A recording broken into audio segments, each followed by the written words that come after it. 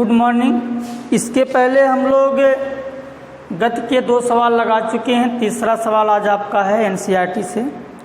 सवाल आपका है, अब्दुल गाड़ी से स्कूल जाने के क्रम में जो है वो औसत अपनी चाल जो है 20 किलोमीटर प्रति घंटा पाता है।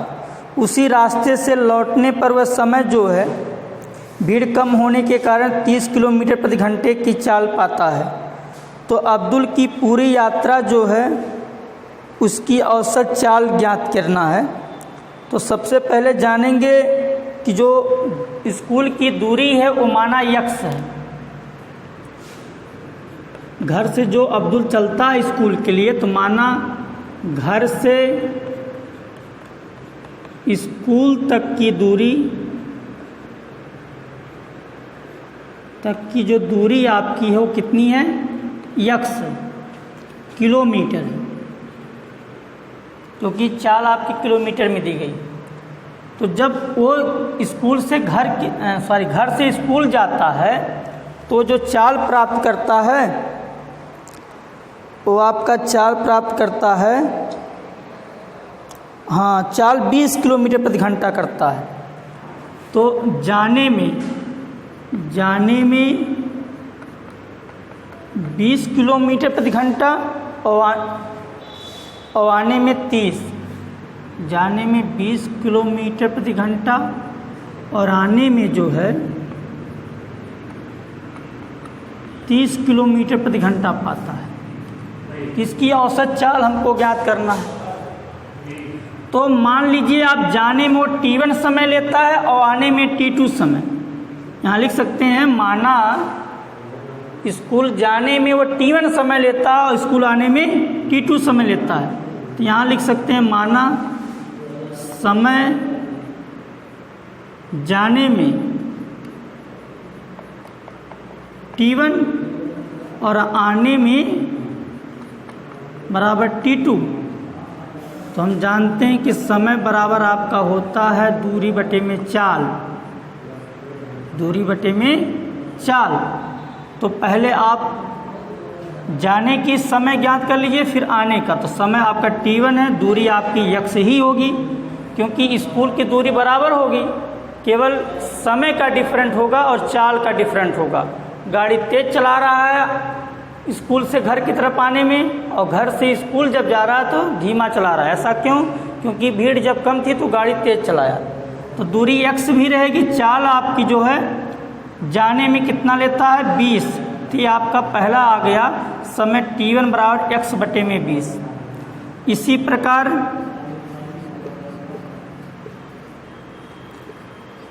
आने में समय, आने में लगा समय, ये आपका जाने में लगा समय। तो T2 बराबर यक्स बटे में 30 आ जाएगा ये आपका। अब आप क्या करेंगे, कुल समय पहले ज्ञात करिए। कुल समय जो होगा आपका, कुल समय ज्ञात कर लेंगे जो T1 प्लस T2 आपका रहेगा। T1 प्लस T2 को ज्ञात कर लेंगे तो कुल समय आपका हो जाएगा ये T1 plus T2।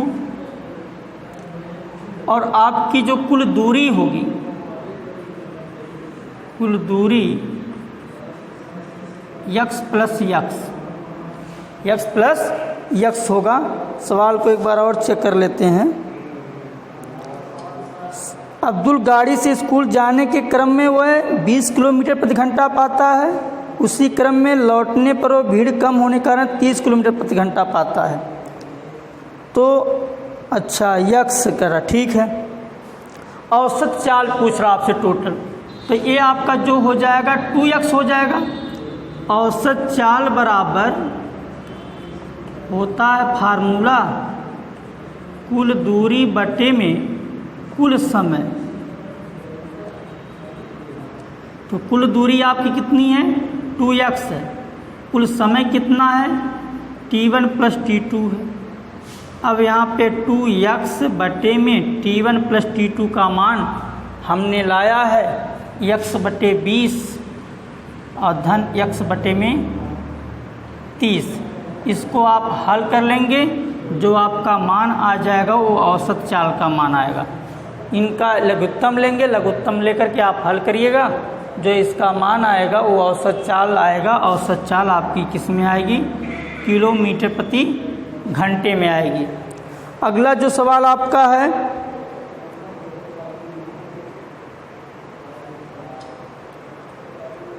Question number 4, करा कोई मोटर बोट है जो झील में विरामावस्था से एक सरल रेखीय पथ पर 3 मीटर प्रति सेकंड स्क्वायर के नियत त्वरण से t बराबर 8 सेकंड तक चलती है। इस समय अंतराल में मोटर बोट कितनी दूरी तय करती है?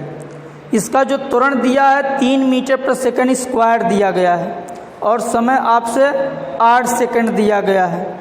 कह रहा कितनी दूरी तय करेगा? त्वरण जो दिया, त्वरण मतलब ए बराबर 3 मीटर प्रति सेकंड स्क्वायर, ए बराबर 3 मीटर प्रति सेकंड स्क्वायर और आपको जो समय दिया है t बराबर 8 सेकंड में। करा कितनी दूरी तय करेगा, यानी यश का मान ज्ञात करना। लेकिन जो मोटर बोट है वो विरामावस्था में, तो विरामावस्था में जो उसका वेग होगा वो 0 होगा। तो गति के द्वितीय समीकरण जो आपका है इस फार्मूले से लगाएंगे। गति के द्वितीय समीकरण यस बराबर ut plus half AT square. ऐसा इसलिए चूज किया क्योंकि अगर तीसरा मैं यूज करता तो v नहीं उसमें था, अंतिम वेग, इसलिए मैंने दूसरा समीकरण इससे ही लगाने की कोशिश किया। यस बराबर u का मान 0 तो सब 0 हो जाएगा ये, प्लस 1/2 a का मान 3, t का मान 8 है तो 8 का स्क्वायर। यस बराबर ये 0 खत्म हो गया, 1/2 गुणे में 3, 8 का जो वर्ग होगा वो 64 हो जाएगा। इसको काट देंगे, 2 3 6 और 2 दूनी 4। यस बराबर 3 गुणे में 32 बराबर 3 दूनी 6, 3 त्रिका 9। आपका कितनी दूरी हो जाएगी? 96 मीटर आपका आंसर आ जाएगा, अर्थात वो 96 मीटर चलेगा। नेक्स्ट क्वेश्चन इसी प्रकार आपका दिया गया है, जो क्वेश्चन नंबर 7, 20 मीटर ऊंचाई से गेंद को गिराया जाता है यदि उसका वेग 10 मीटर प्रति सेकंड के एक समान त्वरण से बढ़ता है तो वह किस वेग से धरातल से टकराएगा और कितने समय पश्चात धरातल से टकरा जाएगा? अर्थात आपसे टाइम से का मान पूछ रहा है और v का मान आपको पूछ रहा है। हमको जो a का मान दिया है वो 10 मीटर प्रति सेकंड स्क्वायर दिया है। किताब में हो सकता है सवाल ये गलत दिया हो, आपको 10 मीटर यस लिख दिया केवल। तो यच का मान 20 मीटर भाई, यच का मान 20 मीटर सवाल में। यच बराबर 20 मीटर और त्वरण जो दिया ए का मान यहाँ पे दिया 10 मीटर प्रति सेकंड स्क्वायर और आपसे पूछा जा रहा है, समय पूछा जा रहा है और दूरी पूछी जा रही है।